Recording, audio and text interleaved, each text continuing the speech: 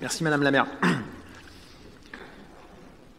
Jeudi matin dernier, je lisais ce commentaire affligeant sous un article qui évoquait notre pétition sur le parking Vilaine. Je cite : « Il y en a marre des commerçants. Y a-t-il le gentil jury citoyen et les méchants commerçants du centre-ville ? Y a-t-il les élus clairvoyants et les méchants commerçants du centre-ville ? Y a-t-il les riverains qui veulent des ZTL et les méchants commerçants qui ne pensent qu'à leur tiroir-caisse ? Eh bien, chers collègues, à force de les dénigrer, voilà comment sont présentés les principaux acteurs économiques du cœur de ville.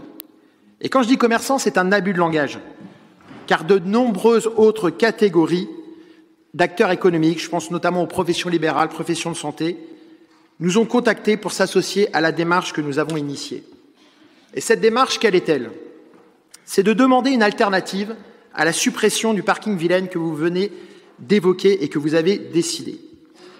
Et s'il vous plaît, ne nous insultez pas en nous brandissant votre parking Hôtel-Dieu de 300 places comme vous le faites dans les médias à chaque interview. N'importe quelle personne avertie sait que ce parking a pour objet de remplacer le parking des Jacobins qui était inexistant et qu'il servira de parking au nouveau pôle que vous avez créé, et nous en sommes contents, Habitat Commerce de l'Hôtel-Dieu.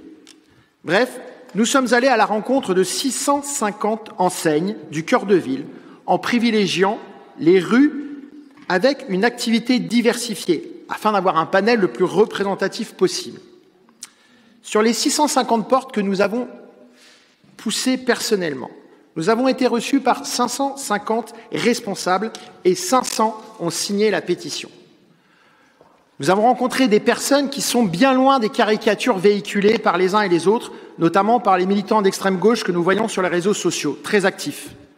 Certains commerçants qui ont signé cette pétition ne sont pas forcément pour le maintien du parking, comme cela a été dit ou écrit, mais tous sont pour le maintien de la fonction qu'il présente et qu'il joue dans notre cœur de ville.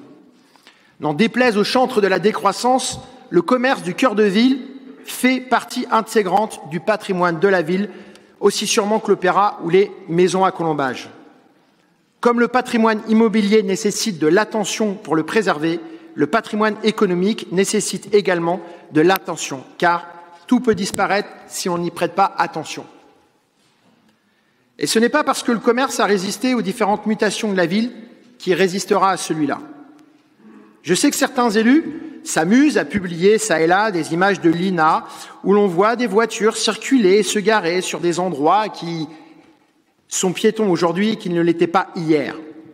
Mais cela prouve une chose, cela prouve qu'ils n'ont rien compris à la demande des commerçants.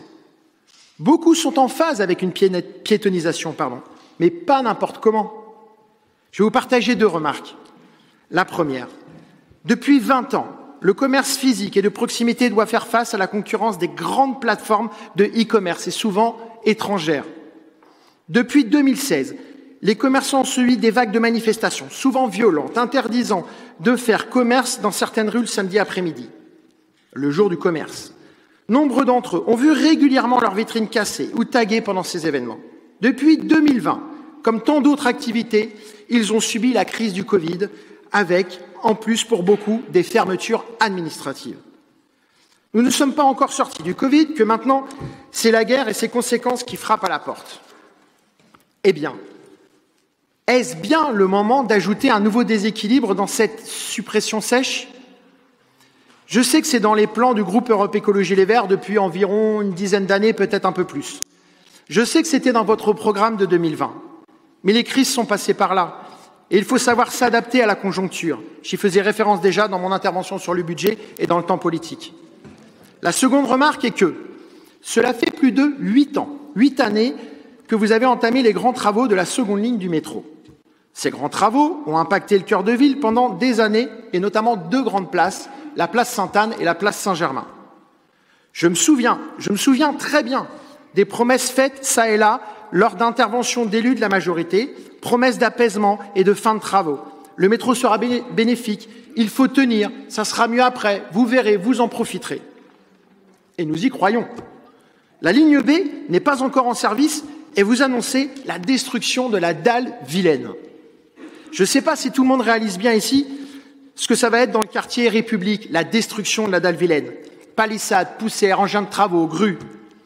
Bref, la place de la République et ses alentours se transformeront en place Saint-Germain des années 2010. Ce n'est pas la promesse qui a été faite aux commerçants. Enfin, je n'opposerai pas les 30 membres du jury citoyen aux 500 commerçants de la pétition, car ils ne se sont pas rencontrés.